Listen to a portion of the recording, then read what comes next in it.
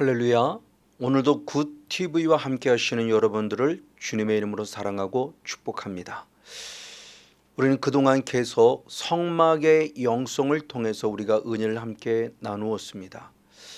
특별히 성막은 우리들에게 신앙의 여정을 가르쳐주고 있는 아주 귀한 영적인 원리들을 발견해 볼 수 있습니다.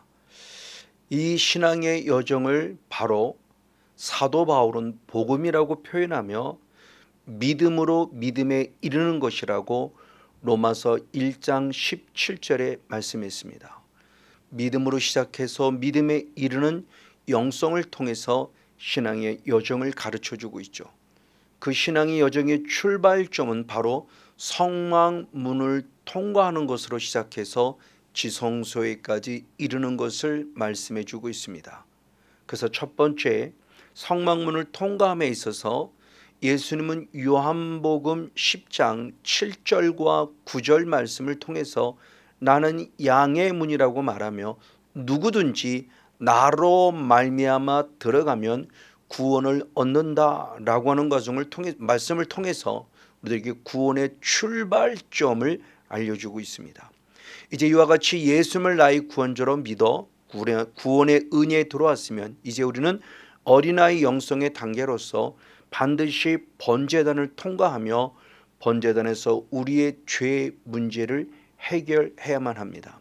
그래서 예수님께도 이 땅에 오셔서 마가복음 1장 15절의 말씀을 통하여 때가 가까웠으니 바로 하나님의 나라가 가까웠으니 회개하고 복음을 믿으라 라는 말씀을 통해서 회개가 신앙의 출발점을 가르쳐주고 있으니 예수를 나의 구원자로 믿은 우리들은 더 철저히 십자가 앞에서 회개하는 영성이 필요함을 역시 알려주고 있죠.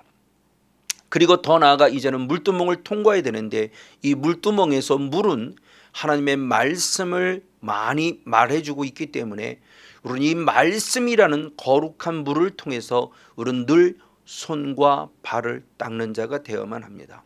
그래서 예수님께서도 마지막 최후의 만찬을 통해서 요한복음 13장 10절 말씀에 우리는 이미 목욕한 자가 되었으니 이제 날마다 손과 발만 닦으면 된다라는 말씀을 통해서 우리 신앙의 여정이 번제단을 통과하여 물두멍에 이르는 아주 건강한 영성을 우리에게 알려주고 있죠. 그리고 그 다음에 이제 이 어린아이 영성을 통과했으면 바로 청년의 영성으로 성소라는 과정 안에 들어가야만 합니다. 이 성소의 현장에 들어가면 세 개의 성물이 있으니 등대가 있고 분향단이 있고 그리고 떡상이 있습니다. 등대는 바로 성령의 강력한 빛을 우리에게 가르쳐주며 분향단은 성도의 기도를 말하고 있습니다.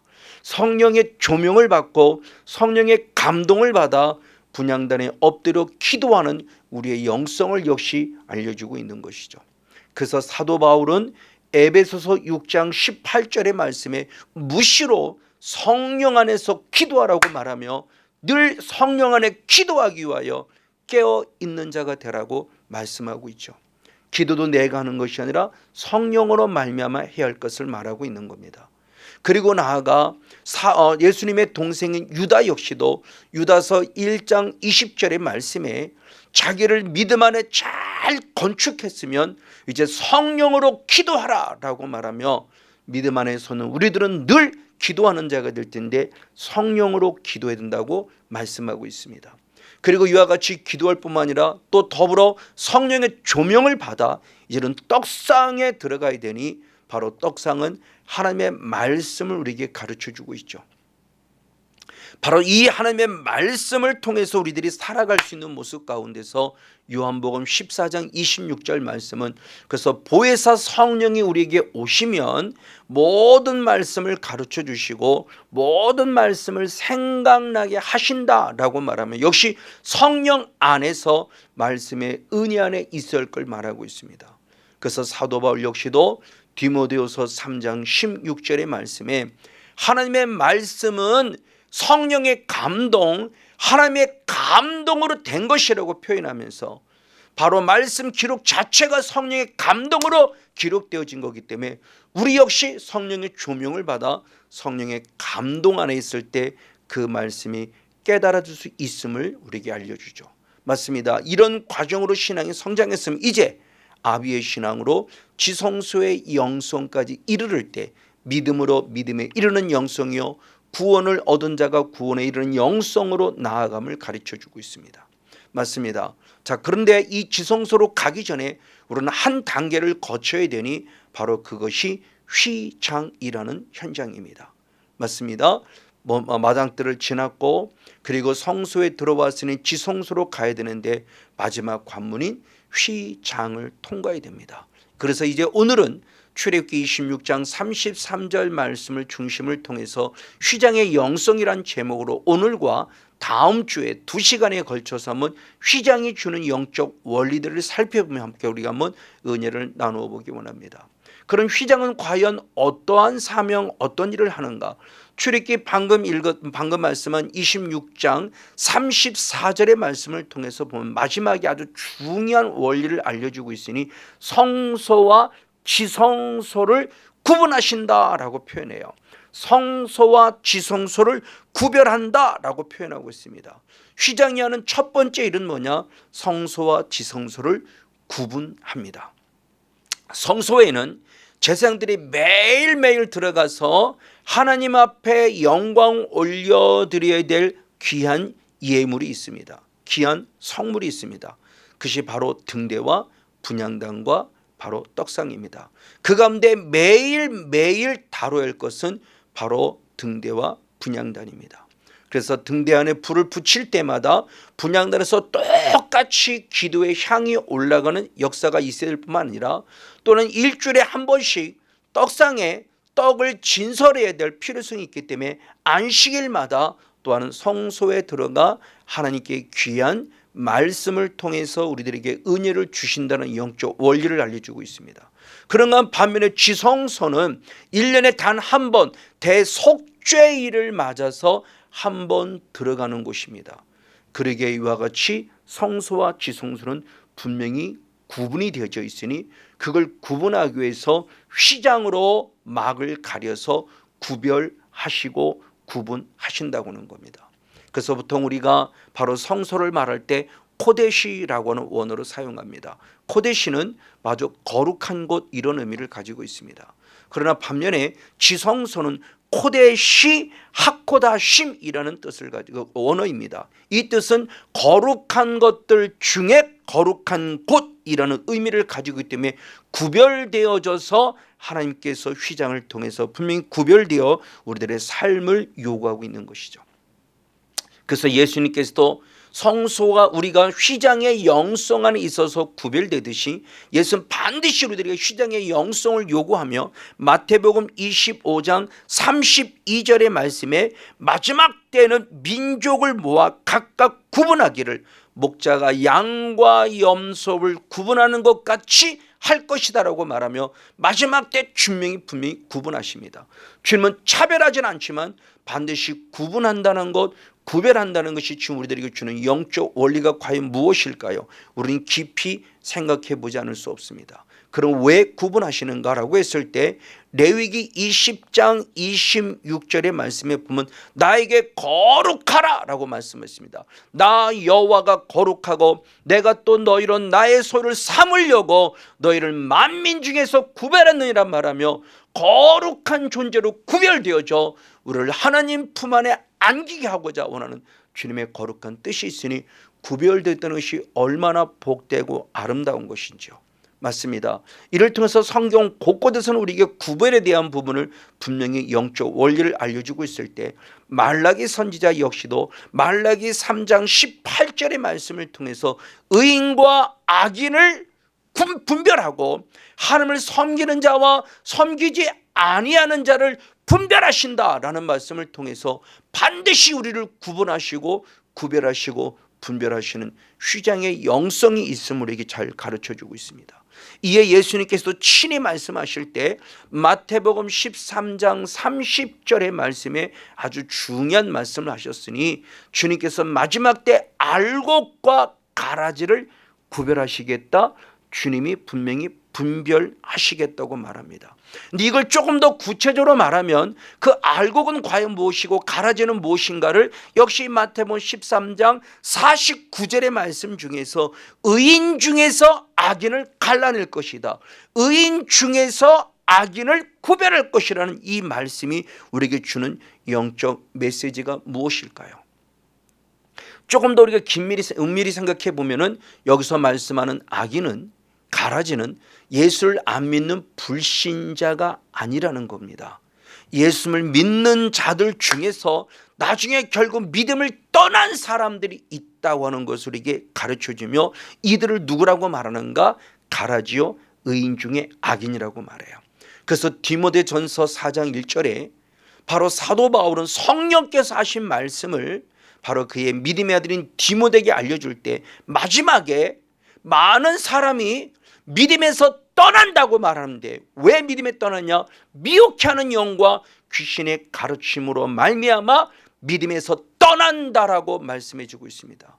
그 대표적인 인물이 예수님의 제자 가운데인 한 사람인 가룟 유다입니다.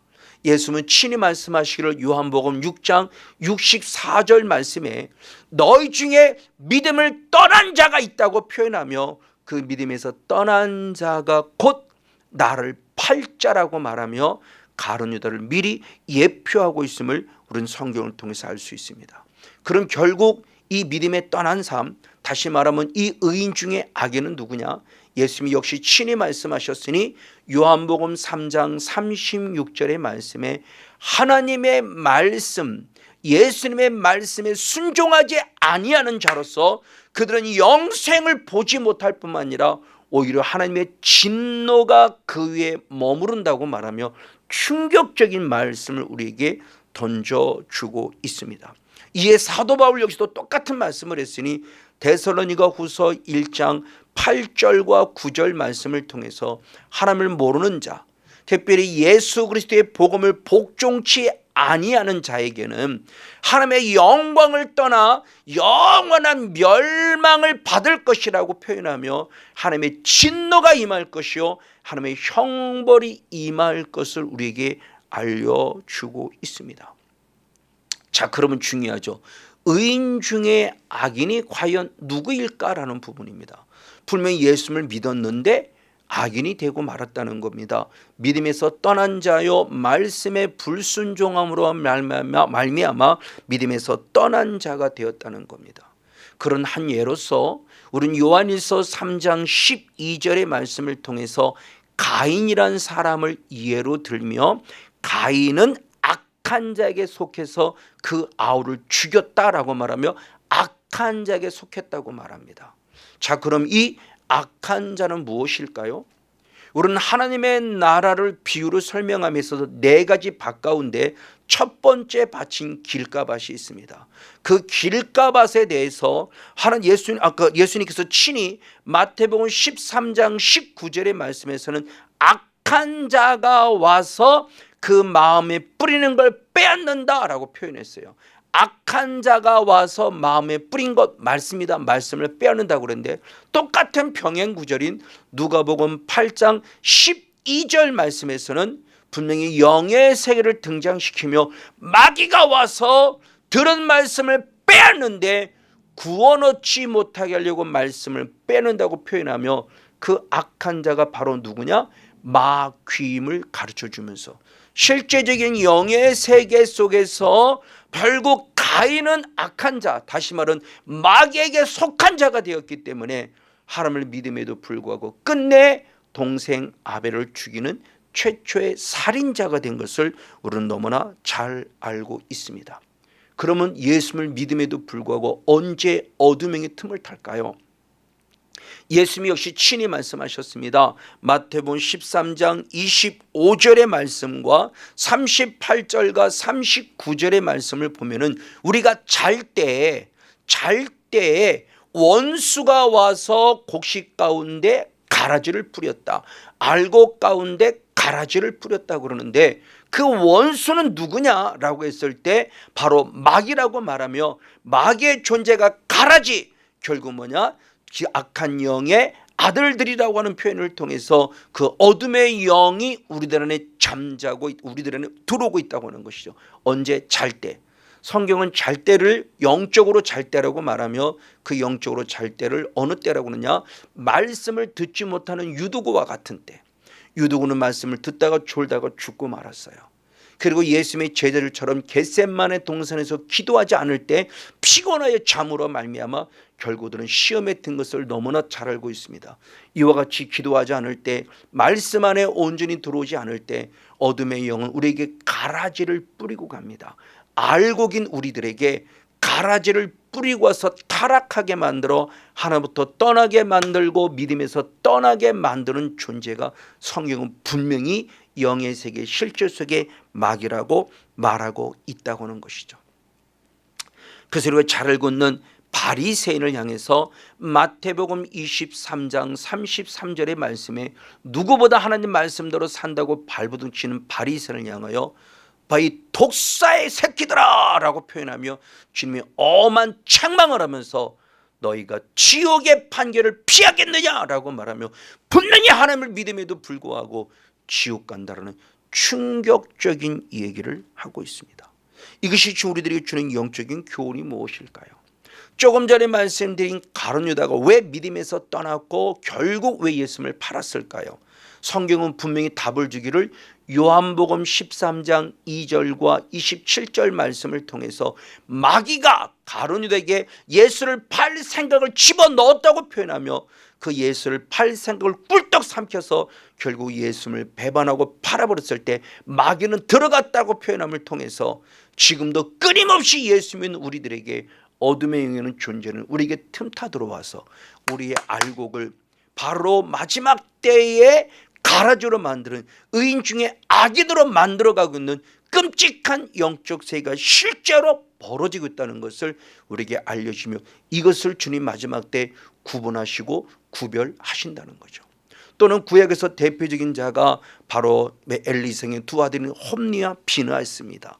그 홈니와 비느하스는 사무엘상 2장 12절의 말씀에 보면은 엘리의 아들들은 개역 성경은 불량자라고 말했고 개역 개정 성경은 행실이 나쁜 자다라고 말을 했어요.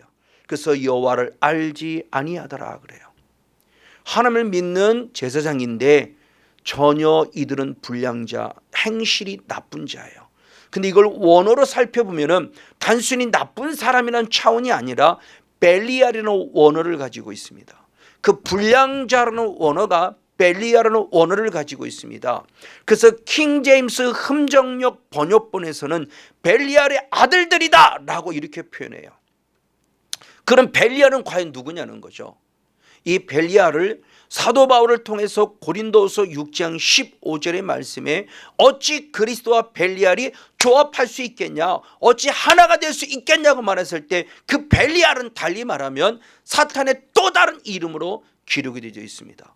그래서 조금 전에 읽었던 고린도서 6장 15절의 말씀에 벨리알을 현대인 성경에서는 마귀라고 해석을 했어요. 그래서 예수님과 그리스도와 마귀가 어찌 조합이 될 수 있겠냐, 어찌 하나가 될 수 있겠냐고 표현하면서 벨리알이 결국 누구냐, 마귀라는 존재임을 우리에게 가르쳐 주고 있죠.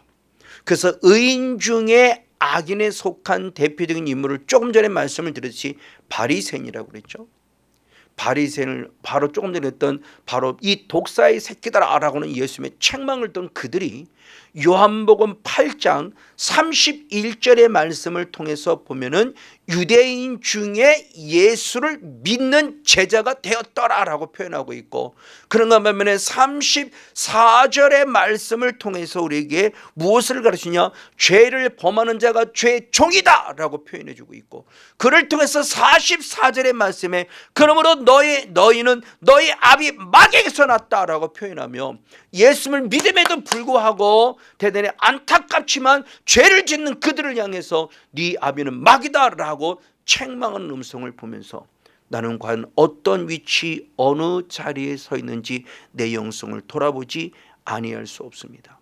그래서 사도 요한 역시도 요한일서 3장 10절에 아주 중요한 말씀이 교회라는 공동체 안에 정말 안타깝지만 하나님의 자녀들과 마귀의 자녀들이 공존하고 있음을 성경은 말합니다. 하나님의 교회라는 공동체 안에 하나님의 자녀도 있는가 반면에 마귀의 자녀도 있다고 말해요. 의인 중에 악의를 골라내듯이 대단히 안타깝지만 이게 오늘 영의 세계 실존이라는 것이고 실체라는 것을 우리에게 가르쳐 주고 있습니다. 이게 과연 우리에게 무엇을 말씀해 주고 있을까요?